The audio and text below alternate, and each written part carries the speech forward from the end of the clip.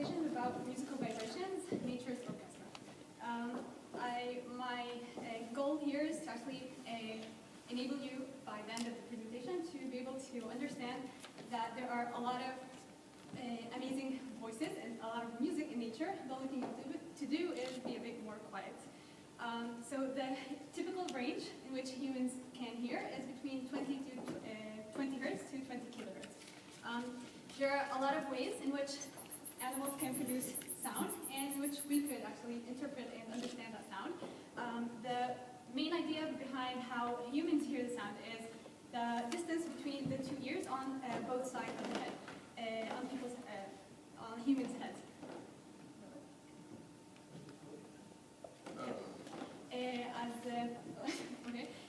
So our first subject that we're going to talk about today is the spider, which uses, amazingly, its web as a stringed instrument. How does it do so? So spiders and insects don't have the distance that we have in our heads, so they have small little hairs on their body, which enable them to actually sense these vibrations and this music and interpret it and understand. They get vital information about the state of their web from if there is an insect that they caught or the state of the web if there are any deformities.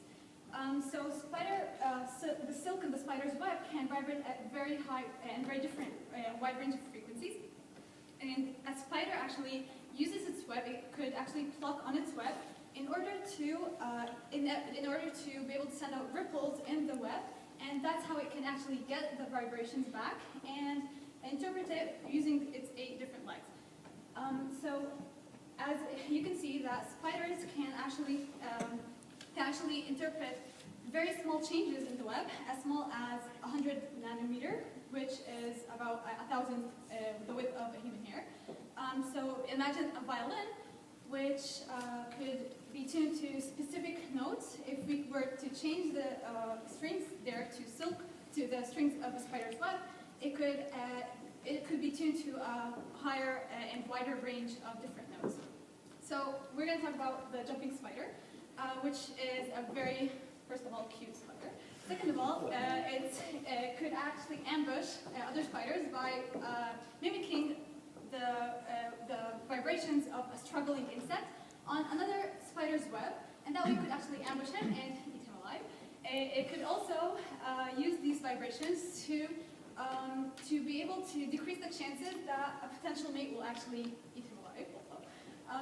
And we're going to see a clip here of a spider that's not only good at singing, it's also good at dancing, as you can see, for courtship. I hope you could stop that.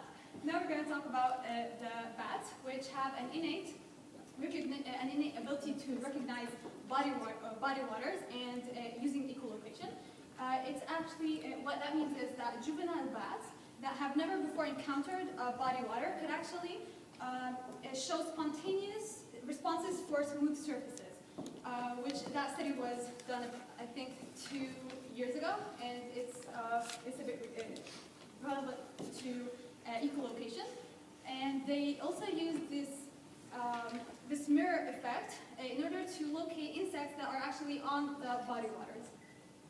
We're going to talk about the zebrafinch now, which is a species of bird that this study was done this year, about I think a month ago, which showed that there are 55 genes that are similar to that show a similar pattern of activity in the brain of the humans in vocal learning, and between humans and vocal learning animals. So they have specialized vocal learning brain circuits that are similar to those that mediate human speech and vocal learning in humans. Now we're going to talk about the mole rat, which is awesome for many reasons. One of which is that they are hardcore. They're Middle Eastern.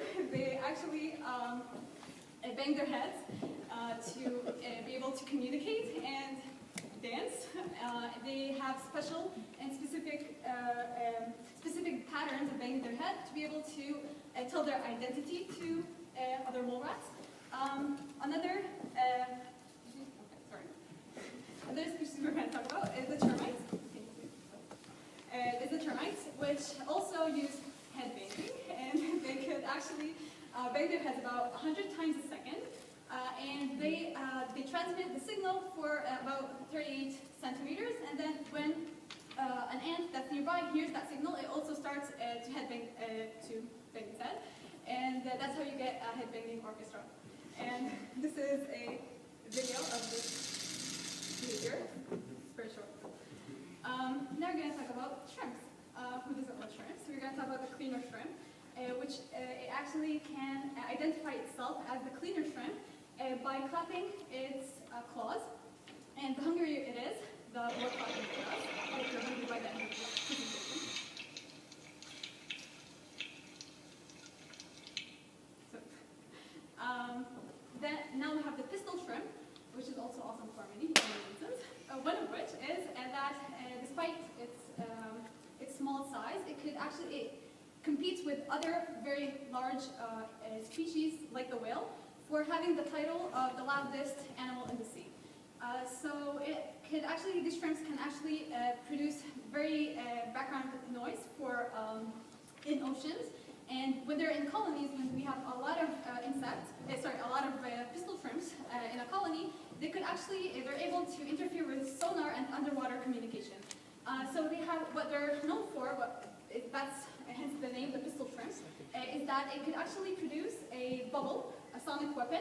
That bubble could actually get to a speed of 100 kilometers per hour, and the sound is very high, it's 218 decibels, and the temperature, it could momentarily reach the temperature of the sun, which is like 5,000 Celsius. So these fish, all of this pressure is very huge to be able to kill any small fish that's around it. Now, to end the presentation, I have to actually make you see that there is music everywhere in nature.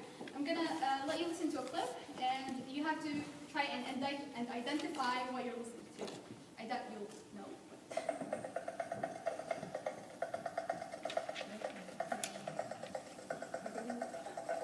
And this is now how humans.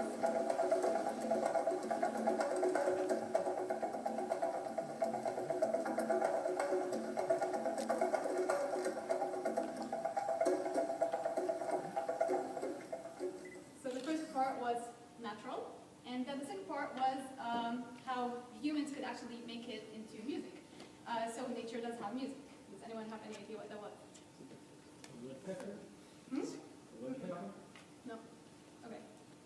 It's actually a tree. Wait. It's a tree. So when you have if you have a tree that's been in a period of drought, no water at all, and then a sudden downpour of water, so what you have is the dry cells start to absorb the water at very high paces, and some of these cells, the dry cells, actually explode while expanding, if they expand too much. And then if we have a huge segregation, say, of the dry cells, and they all explode, we get a high-pitched rhythm that you have just heard. And so, sharing this, the quieter you become, the more you can hear.